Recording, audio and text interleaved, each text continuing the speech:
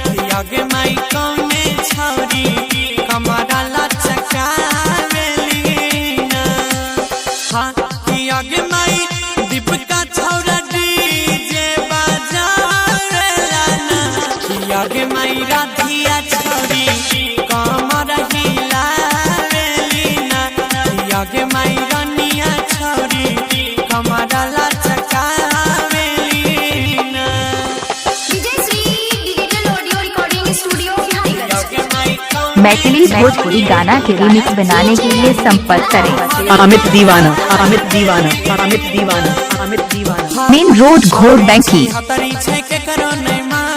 DJ वाला छोड़ा संगे ना चले फाने रे छोड़ा छोड़ी छी हतरी छै के करो नहीं माने। डीजे वाला छोड़ा संगे ना चले फाने कि आगे मई मदन छोड़ा डीजे बजा रे लाना तो आगे मई रुबिया छोड़ी जो बना देखा रे लीना हमारी मुस्काना छोड़ी जो बना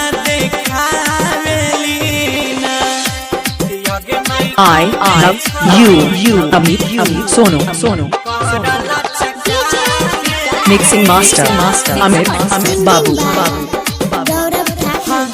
एने उने देखी छोड़ी लहंगा उघारे डीजे वाला छोड़ा ले जड़ लाइट बारे नाच लगे छोड़ी। एने उने देखी छोड़ी लहंगा उघारे डीजे वाला छोड़ा ले जड़ लाइट बारे ता गौरव आ जाय के डीजे सगरे बजाबै छै सब छौड़ी कमर हिलाबै छै ता गुड्डू सनी विकास डीजे जाय के बजाबै छै सब छौड़ी कमर हिलाबै छै। यगे माई कोने छौड़ी कमर हिलावेली ना यगे माई कोने छौड़ी Sound Master Amit Sono Mandur Chowk Gorbanki।